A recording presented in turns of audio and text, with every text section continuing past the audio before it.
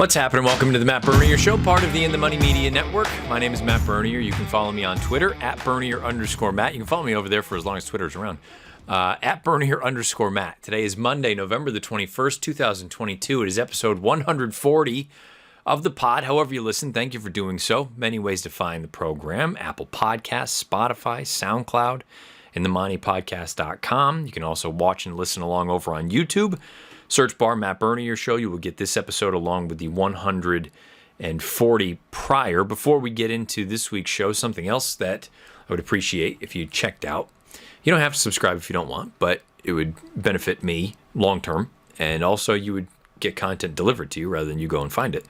I have moved all of my sort of projections and things over to a Substack newsletter. mattbernier.substack.com. Matt Bernier, all one word, mattbernier.substack.com, where I'll put out projections for all the sports that I bet on, frankly. And as I write in the newsletter, when it goes out, it is not meant to be gambling advice. I'm merely sharing the projections that my models have indicated, and then the wagers that I'm making based on those. Doesn't mean you need to do it. Tail, fade, don't do anything with them if you don't want. But NHL, NBA, NFL, college football, college basketball will be coming soon. Just need to get more of a sample before I'm really confident putting anything out there. The season is still very, very young. English Premier League, when they come back from the World Cup break. This is being recorded, I don't know, about 25 minutes before the U.S. men's national team starts their World Cup against Wales. Yeah, head on over, check that out. You don't have to subscribe if you don't want. It's free. But mattbernier.substack.com. You can go over there, read some articles. And if you do subscribe, it is delivered to your email for free. Let's go check it out. This week's show, going to be going over the Saturday of the Breeders' Cup Betting Challenge and my demise, but also the very end, where it was the beginning of sort of the inkling that maybe the approach has been wrong all along. It took a positive to perhaps uncover some things that need a little bit of work strategically. And I'm very curious to get opinions from those of you listening. And then also we'll wrap up with Week 12 in the NFL. We've got quite a few decent games, but specifically Thursday is nice. Thursday, Thanksgiving Day. Nice. Paper, good matchups. Very curious about those. I'm not making any plays from those three, but I'll give you the projections, and then I've got 4 plays coming up on Sunday for you to consider that I'm going to be making. Fade them, tail them. Again, do whatever the hell you want with them. It's up to you. Your prerogative. But first things first, let's go back to Breeders' Cup Saturday. Let's talk about BCBC Day 2 and where things went wrong and what was sort of the aha moment of, wait a minute, have I been doing this whole thing wrong all along? Breeders' Cup Saturday. Friday's already in the books. First, apologies for the camera being like this, but I've gone back to my real camera, my good camera for the pod, and the phone camera, which I've been using for quite some time, is the only one that will connect to my MacBook using QuickTime and to do this sort of overlaid piece. So here we are. We're going to do it this way. And I want to be able to show you the tickets still. So you're going to have just a little bit of an upshot. Not the end of the world. More importantly, focus on the charts that are pulled up in DRF's formulator product, and we'll just talk about the disaster that was Breeders' Cup Saturday, shall we? We'll start right in race number 3. Again, going into this day, had $6,100, somewhere thereabouts. I'm going to butcher the numbers a little bit because I've put it out of my mind, but yeah, somewhere thereabouts, going into it feeling good. Have a couple of opinions, know that we're going to need to make a couple of tweaks, but let's just get alive. Let's have some real stuff to play with in a couple of these spots that I've got opinions. And in the other races, let's just sort of get through them. And hopefully we can build the bank a little bit so we've got more to play with. So it starts here in race number 3. This is the Filly and Mare Sprint. I had no real objection to Goodnight Olive. I did think she was on the better part of the racetrack at Saratoga when she won the Ballerina, I believe it was. And also keep in mind, I spoke last week's show about how I had 3 real horses that I was set on playing going into the Breeders' Cup. Two of them ended up scratching. The only one that didn't, we'll talk about later on in the mile. But in the weeks leading up to, there was another horse that I was really set in on as being a key play to Breeders' Cup weekend, and it would have been in this race, and they didn't even enter her. It was Caramel Swirl. So there's another one that absolutely don't, get me wrong. That is not an excuse for poor picks and bets. It just was an added layer of like, all right, well, I've now all in. Of the 4 horses I really liked, 3 of them are gone. So what are we going to do? I pivoted to Frank's Rocket. As you can see here, this was merely meant as a hit one of the minimums kind of thing. 300 to win, 300 to show on the 5. Frank's Rocket went off at odds of 9-1, which, and for the longest time, the horse was north of that, which more often than not in a Breeders' Cup kind of scenario, I'm not too bothered by it because so much can be bet at different points. Maybe some of these other horses took more money early on than they figured to long run. But I should have known that was a little bit of a sign. And I'd spoken to enough people that had voiced concerns about she did her best running with advantageous pace setups, and maybe she wouldn't get it this time around. And they were correct. She just did not pick her feet up. At no point was she running well. Granted, she was very wide, but that didn't make a difference. She just never really kicked on. Goodnight Olive wins, and things get off to a pretty formful start. And in the grand scheme of things, I look at it and say, you know what? Yes, $600 gone, but we needed to hit a minimum anyway, and no harm, no foul. In my mind, and maybe, again, this is partially something that needs to be sort of tweaked as far as my viewpoint on an event like this or any live money contest. I don't know that I should just as willingly or be as willing to go into spots and just say, well, if I lose, I lose. It's still $600. And yeah, you need to hit a minimum no matter what. But the hope is to break even on this sort of thing, if you're in my shoes anyway, from a minimum in a race that you don't really love. So in hindsight, am I better off? Look, Goodnight Olive made sense. It's not like she was a crazy horse. There's a reason she was 9-5. Should I have taken this $600 that I played 300 to win, 300 to show on the 10-1 shot, and just played 300 to win, 300 to show on the 9-5 shot? You've got a better chance of hitting the board statistically. By the way, she paid almost $3, $2.98 to show, as you can see. So, should I have gone that route? You figure you're going to get at least $450 back minimum if she just hits the board. Let's just say everything played out this way, and at best, you're actually going to make a little bit more on top of that. Let me know what your thoughts are about that. Maybe it's I don't know. Maybe it's the difficulty of playing the sort of pick and pray $2 win place format mentality versus the live money format. Things do need to change, I think, a little bit. Anyway, so this race, no good for me. We move on. Race number 4 was the Turf Sprint. Now, I have voiced my displeasure for Turf Sprints many, many times.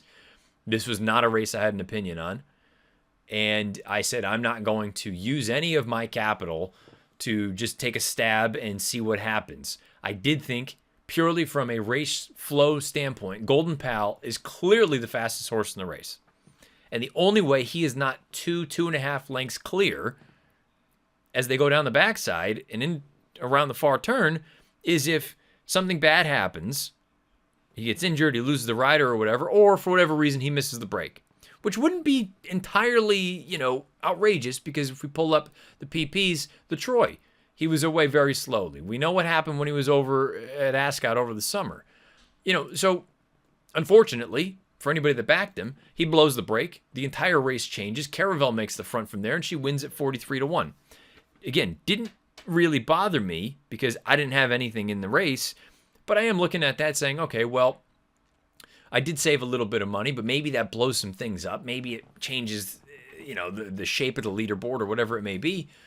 But then again, I go, well, how many people are going to have Caravel, who was the 4th longest shot on the board, in a race of 14 horses where the top of the market seemed pretty good? Golden Pal and Highfield Princess. Again, it's a Turf Sprint. My opinion means jack squat in those spots because I can't make heads or tails of them. So I'm glad I didn't put anything into it. The next play comes in race number 5.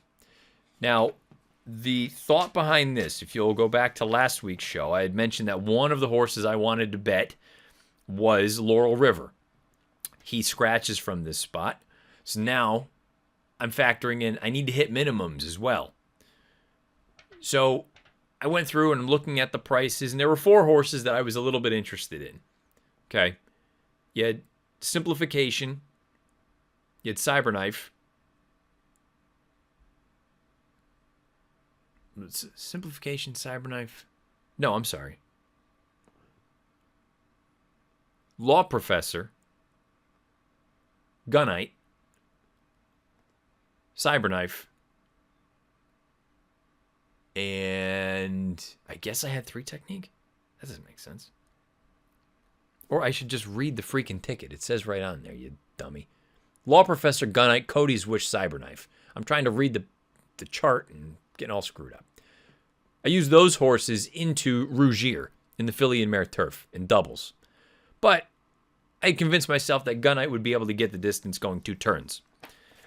Now, he runs a fine race, all things considered. You take a look at the pace scenario. Yes, he was no match for Cyberknife, who was relatively close to the pace situation. But when you look in the fact that Gunite was closest to Pipeline, who finished last, he ran a fine race.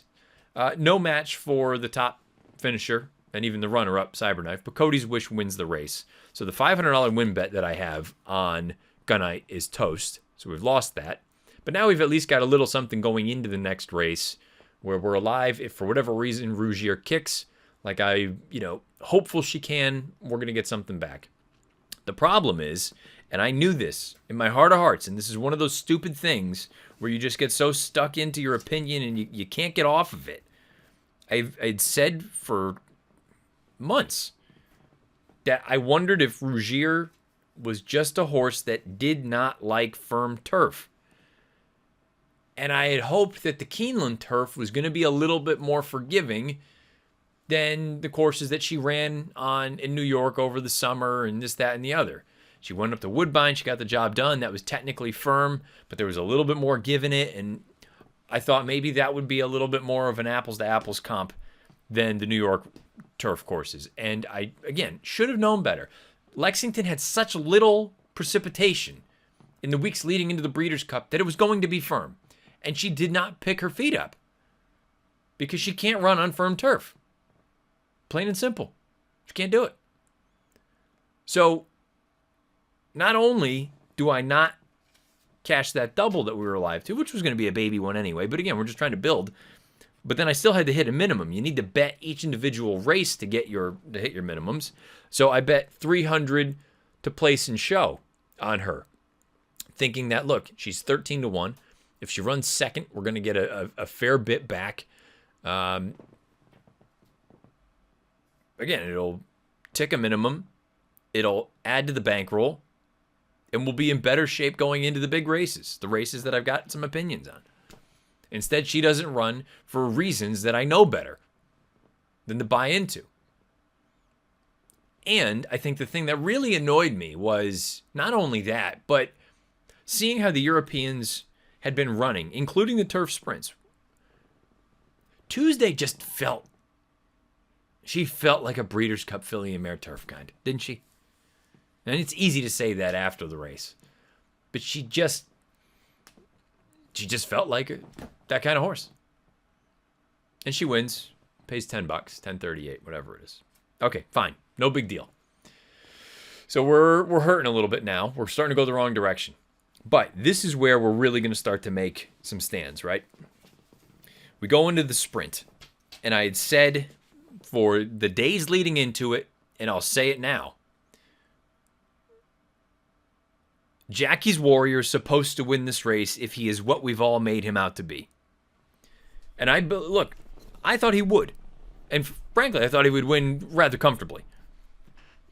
If he is, yes, he's won all those races for all those years at Saratoga. And, he did this, that, and the other. He won grade ones as 2-year-old, 3-year-old, 4-year-old. But he was 0 for 2 in the Breeders' Cup. I was going to give him mulligans, though. As a 2-year-old, he went 2 turns. He's not a 2-turn horse. As a 3-year-old, he comes out of the race with an injury. Fine, draw a line through it. There's no reason. There's no reason. And this thing's going to set up perfectly for him. So they break. They're going down the backside. And as they go into the far turn, you see Rosario start to do one of these. And I said, holy shit, man. He can't. If he's not easily inhaling Super Ocho, no offense to Super Ocho and the connections, he's not going to win. He's just not going to. He's supposed to just cruise up, sidle alongside, put a head in front, and then say, you know what, if somebody comes and runs me down, so be it. But if you got to work to go and run him down, you have no chance of holding anybody off. So I had gone into this race knowing that my big opinion was in the upcoming mile. I bet $1,000 double of Jackie's Warrior into Annapolis. And obviously, Jackie's Warrior, no dice. Bigger picture. To me, it absolutely affects the way I look back on him. Really good horse. Really good. Great? No. No. You're supposed to beat this field. Elite Power wins with a 100 Buyers. Like, Elite Power is a fine horse. And yeah, I get it. Oh, he's improving this, that, and the other. He's done nothing brilliant. He's a good horse. This Jackie's Warrior, with all these other gaudy numbers, these big numbers, he's supposed to win this race. So it was very disappointing when he didn't. Not just for my bank, but also I think of it from a sporting standpoint. It's just, he, for whatever reason, on some of the biggest stages, and he beat good horses, and that's the thing that's so maddening. I mean, he beat Life is Good. And I know it was off of a lengthy layoff for Life is Good, and this, that, and the other.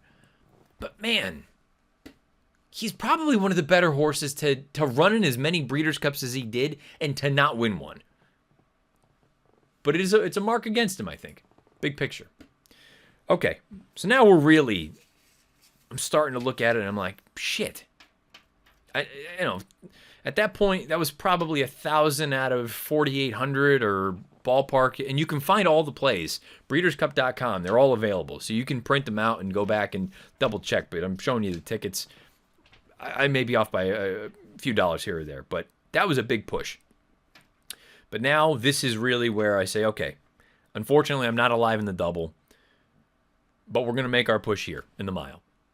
And it was really the opinion that I had for the 2 days. Annapolis, I loved him. I loved everything about him. I loved the performance at Keeneland. I loved that he had won at Keeneland. I loved his tactical speed, that he was going to be able to be forward. I just thought it was going to be an ideal sort of setup for him. And when I see him as far back as he is down the front side, I'm thinking he's not going to outkick Modern Games starting behind him. He's just not. Part of the rationale for liking him was because he's going to be in front of him. And yeah, you look at the chart and the pace did kind of fall apart, but it makes it even more damning that he doesn't run. He was awful as the second choice. He was awful. And not only did I have $1,000 to win on him, but I had a $500 boxed exacta with him in Modern Games. Modern Games goes and does his job. Annapolis does not. And that was really a tough pill for me to swallow, because I was like, all right, well, you certainly, you try not to get too far ahead of yourself, right? You still need to go out. You need to accumulate dollars. And, you play the contest as you go along. But in my head, I'd be lying if I said I wasn't thinking of it like, okay, well, if he can do it, I'm going to have this much going into this spot. And playing it all out and say, okay, well, if I have this, then what do I do?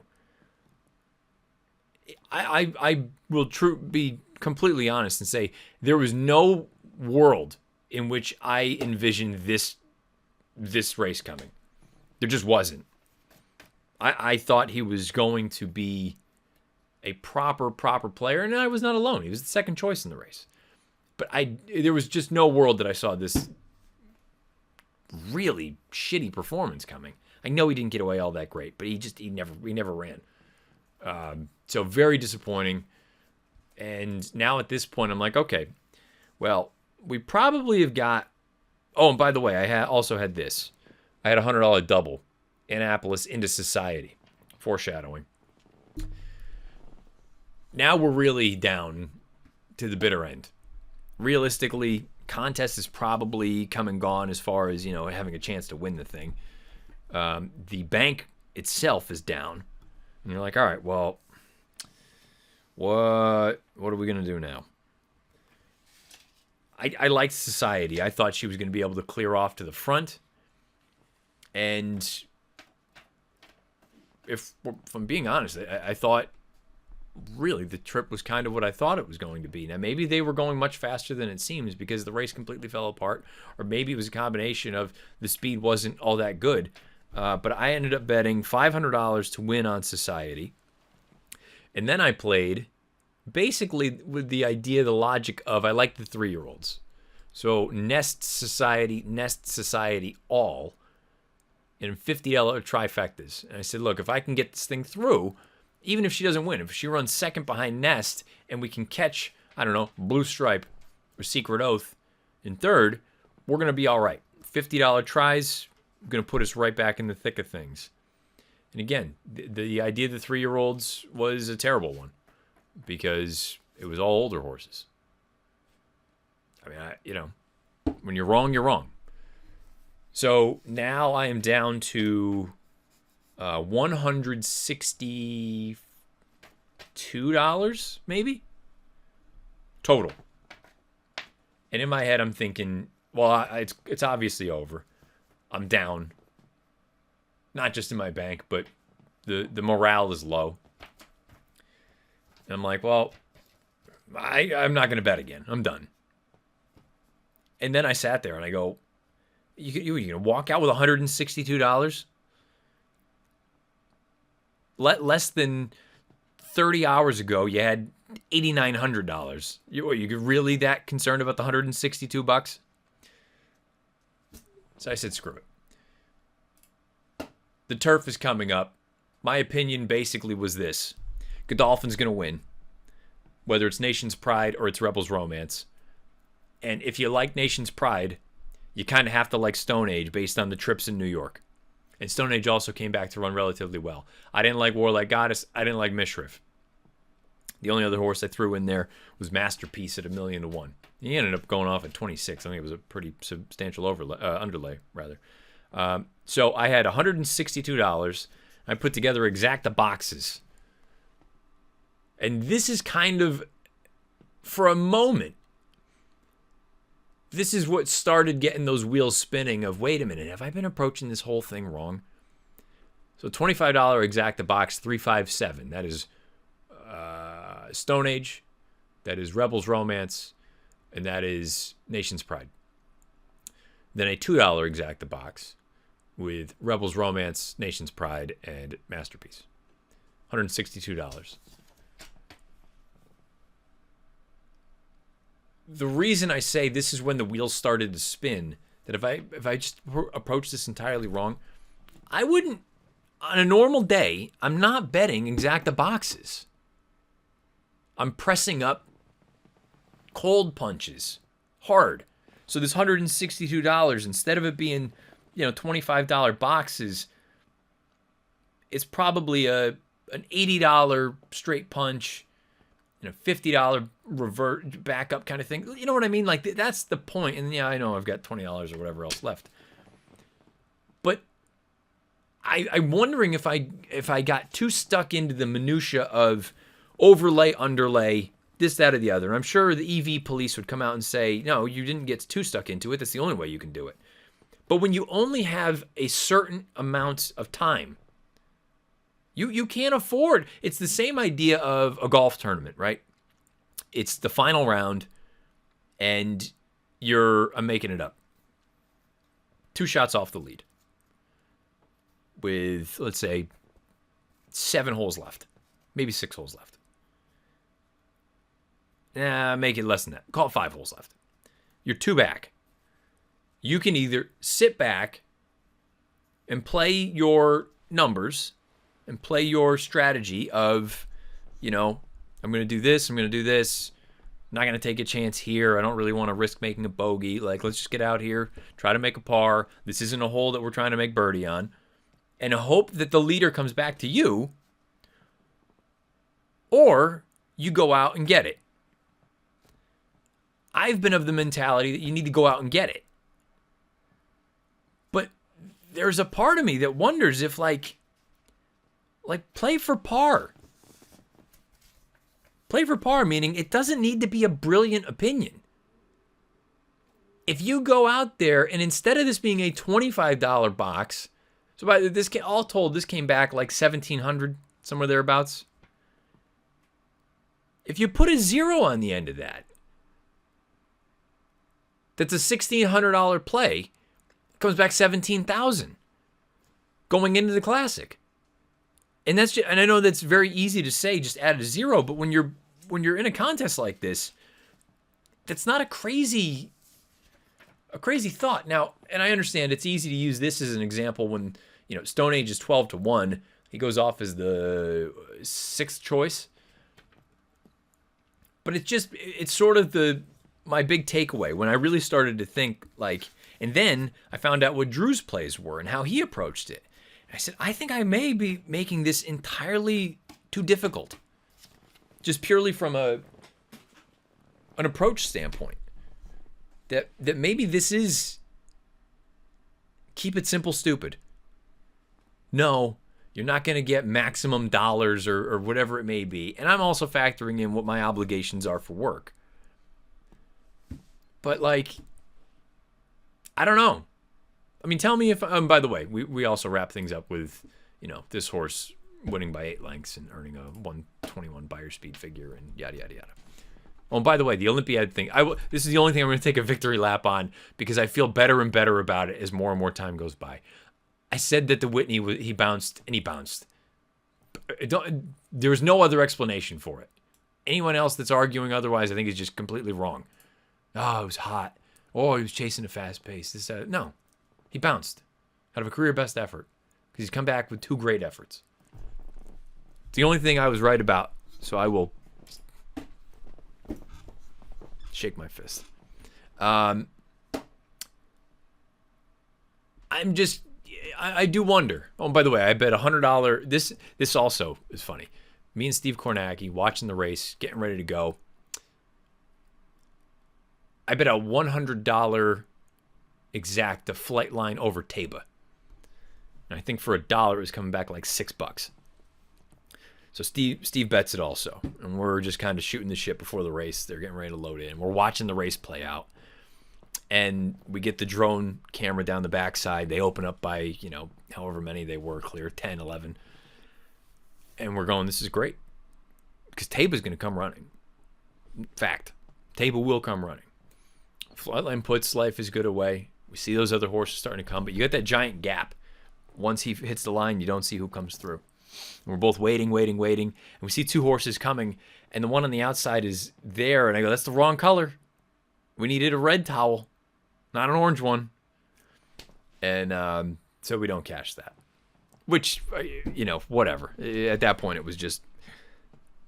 That is one instance where, again, it was you identify value, and you take a shot. And unfortunately, it didn't work. But point being, I wonder if I've overthought some of these things a bit, purely from a contest standpoint. And again, if you haven't listened to it, I would encourage you to listen to Drew Coatney, the winner of the BCBC, talk to PTF and sort of the logic and the thought behind his plan to go ahead and win the whole thing.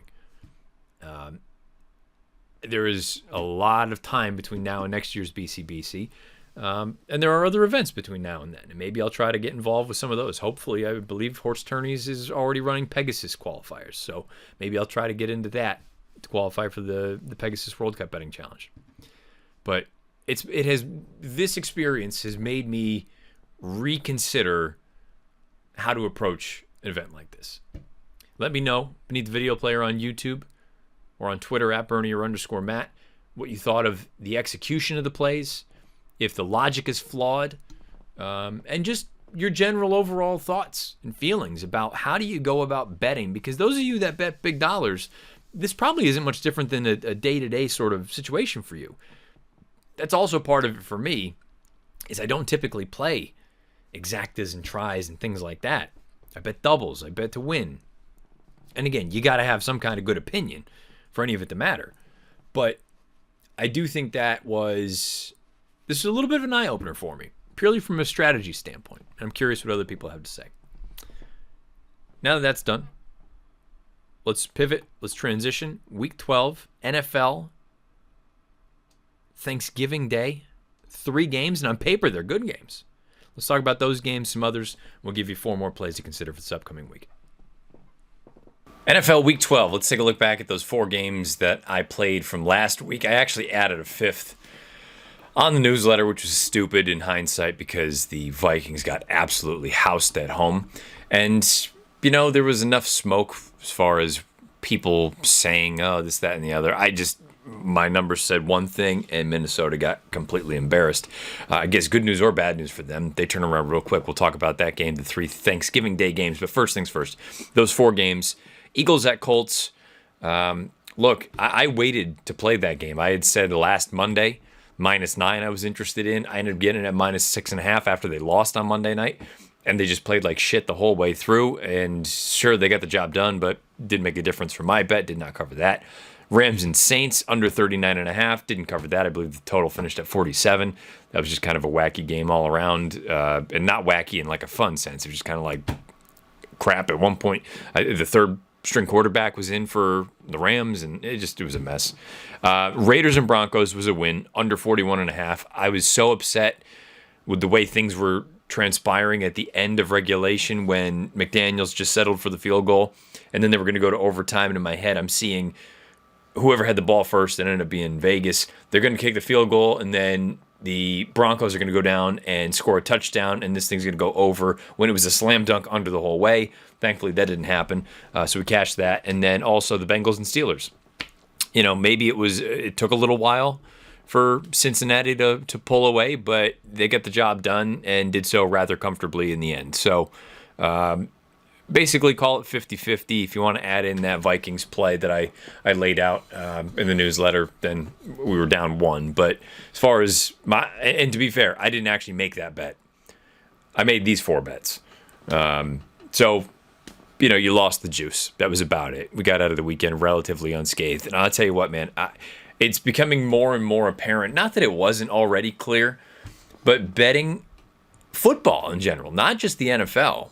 College is a little bit, not quite as crazy, I don't think. But, man, these numbers are so freaking tight in the NFL that it's so hard, even with, I have a lot of faith in my stuff. I think my numbers are very, very solid after years of doing this shit. And it's just so difficult these teams are so evenly matched. And I was just texting with my buddies. I go, I'm trying to avoid betting on games with bad teams. The problem is there wouldn't be any bets then, because I think 95% of the league is bad or mediocre. Let's put it that way. And then you've got sort of the 2.5% that is bad and the 2.5% that is good. Everybody else is in between, which makes it really difficult. The variance, I think, is wild from week to week. But, hey, it is what it is. I tend to stick more to the basketball sort of stuff for that reason, stick more to hockey. But, hey, neither here nor there. Let's get into it. Week 12, you've got 3 Thanksgiving Day games. On paper, they're all good games. We'll find out if it plays out that way. I'm going to have no bets from them, although you could make a couple of cases. Bills at Lions. The book has the Bills as a 9-point favorite on the road. Total is 54. I have Buffalo winning 31.0 to 22.3. That's a line of 8.7 in favor of Buffalo. So basically right on with the sports book. And the total of 53.3 compared to 54. I think Buffalo wins 71.8% of the time. No play for me. New York Giants, Dallas Cowboys. Cowboys are 9-point home favorites. The total is 44.5. I have Dallas winning 27.2 to 16.4. That is a difference of 10.9 points in favor of Dallas. I suppose you could play the Cowboys. I wonder if part of that is a little bit of you're buying high on Dallas after that beatdown in Minnesota. You're buying low on New York after dropping that game to Detroit on Sunday. The total is pretty close. I've got it at 43.6 compared to the 44.5. I think Dallas wins 75.9% of the time. Maybe a little bit of the smoke and mirrors for New York is being exposed. we'll see. It's just I'm more inclined to sit back and watch, but who knows? By the time that game starts at 4:30 in the afternoon on Thursday, I'll probably have had a couple of cocktails and maybe I'll fire away. And then the night game, I'm already going to have enough of a vested interest, so I don't need to have any money on the game. New England Patriots on the road at the Minnesota Vikings. I don't know how the Patriots won that game against the Jets on Sunday. I think they're very mediocre. The good news is for them, I think Minnesota, despite what my numbers had said last week, it's effectively the same setup. I had Minnesota as a 1.5 point favorite last week, and they lost by 37. Hey, you win some, you lose some. You tip your cap and say, all right, we move on. This week, I have them as 1.2 point favorites at home against the Pats. The book has them as the 3-point home favorite. The total is 42.5. I have Minnesota winning 21.4 to 20.2, with the total being 41.6. Minnesota winning outright 54.5% of the time. I think it's kind of a coin flip. I don't know that either team is particularly good. The Patriots have a solid defense and they can't do anything on offense. Minnesota is fine. But if you put Minnesota in the AFC, they're probably a bubble kind of playoff team, which is basically what the Patriots are. I think it's a very close game. And again, coin flip situation. I want to probably stay away from that entirely. And my favorite team is playing. So I'm going to be content Thursday night to just sit back and watch. Here we go. First play.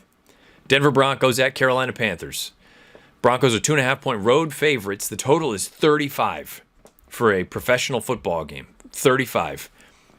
And I'm going under. I have Denver winning 15.9 to 14.8. That's a 1.1 point difference as far as the spread is concerned. Still in favor of Denver. So I guess you could take the points at home with Carolina, but Carolina looks like crap, so I'm not really inclined to do that. I think Denver wins outright 52.8% of the time, but more importantly, my total is 30.7 compared to the book's 35. The weather looks pretty crummy leading in.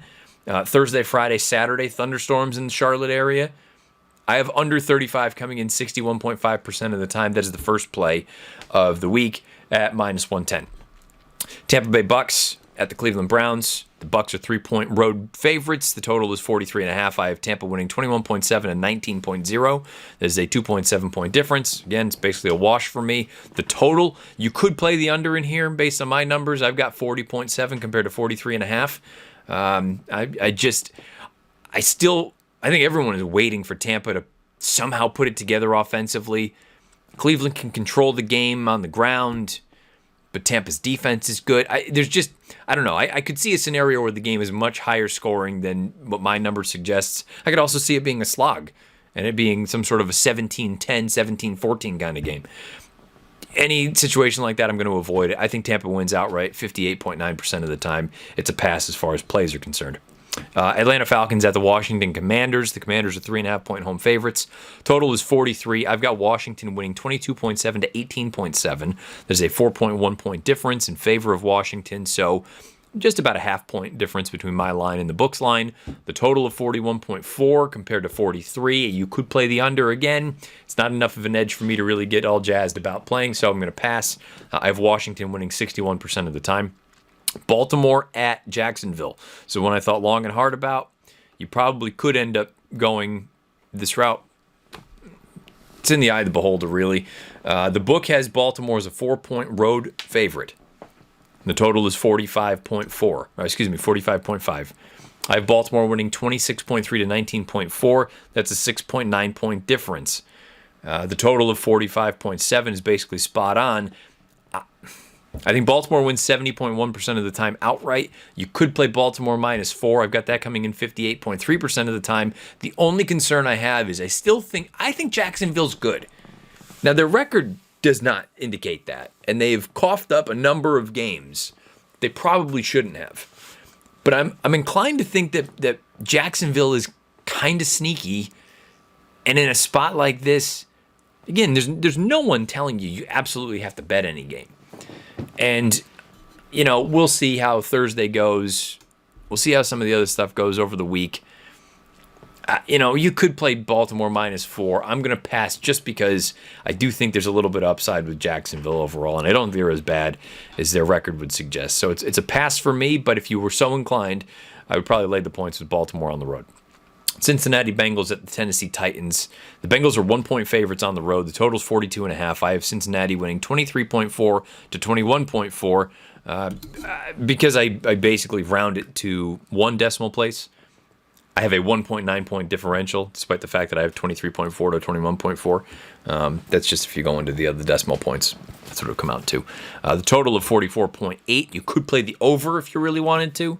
But again, not enough of an edge for me. I've got Cincinnati winning outright 54.2% of the time. Houston Texans at the Miami Dolphins. Here's another play for you. The Dolphins are 12-point home favorites. Total is 46. I have Miami winning 27.4 to 14.7. That is a 12.7 point differential. So no play there, but the total of 42.2, I think that offers a little bit of value playing under 46. I think that comes in 59.1% of the time. I think Miami wins outright 81.6% of the time. So the second play for me for the weekend is Texans at Dolphins under 46 at -110. Third play of the weekend. Las Vegas Raiders at Seattle Seahawks. Seahawks are 4-point home favorites. Total is 47.5. I have Seattle winning 25.6 to 18.8. Excuse me. That's a 6.8 point difference. So about 2.8 points worth of value in my eyes. I think the Seahawks win outright 68.3% of the time. The total, I guess you could also look to the under. I've got 44.4 compared to 47.5, but I'm more interested in Seattle -4 at home. 59.9% of the time I have that coming in. Add that to the ticket. Seattle -4. Saints at the 49ers. This could change a little bit depending on what happens in Mexico tonight.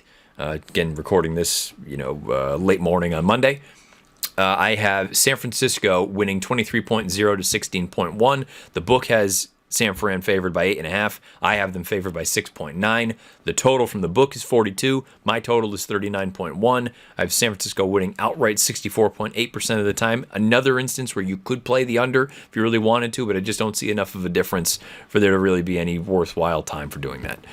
Sunday night, here's the fourth play of the week. Green Bay Packers at the Philadelphia Eagles. The Eagles are 7-point home favorites. The total is 45. I have Philadelphia winning 27.5 to 16.8. That's a 10.7 point difference. The total that I have is 44.3, so there's no play on that number. I think Philly wins outright 78.7% of the time, but I think they cover 7, 60.8% of the time. That's going to be a play for me.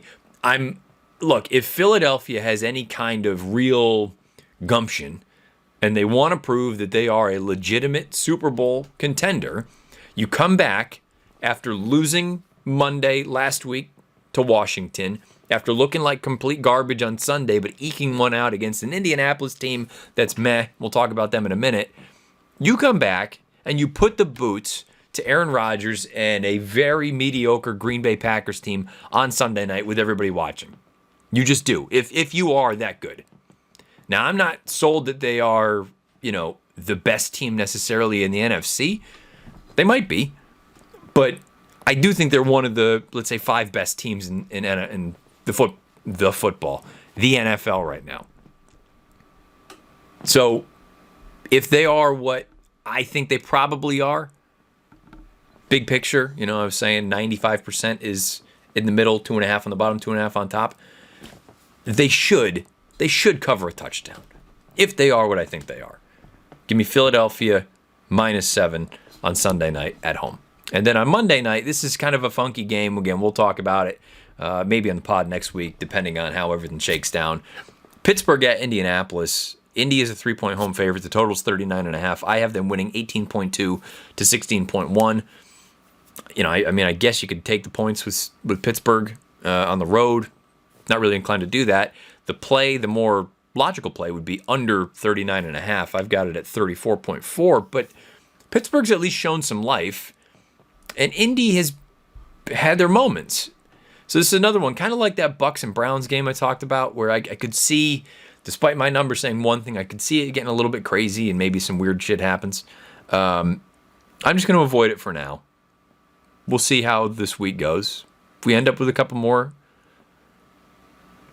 pennies in the account, maybe we make a play. Probably not going to, but if I did, I'd be playing under 39.5 for next Monday night's game. So there you have it. Recap the 4 plays for this week. Broncos at Panthers under 35.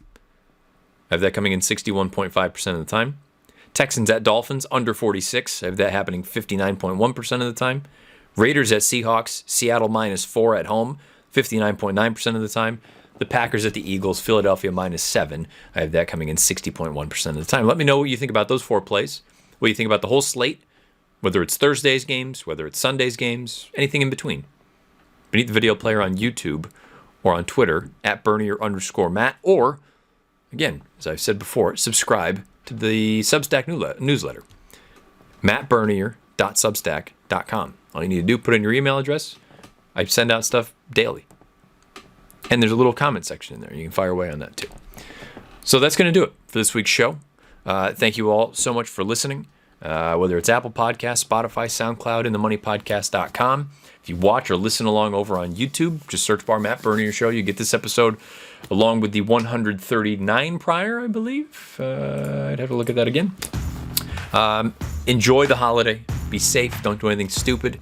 Eat lots of great food. Hang out with friends and family. And we'll come back next Monday. We'll chop some things up. Look ahead to some more football. Look ahead to some more racing. Whatever it may be. Best of luck however you play, whatever you play, and wherever you play over the holiday break. This has been the Matt Bernier Show.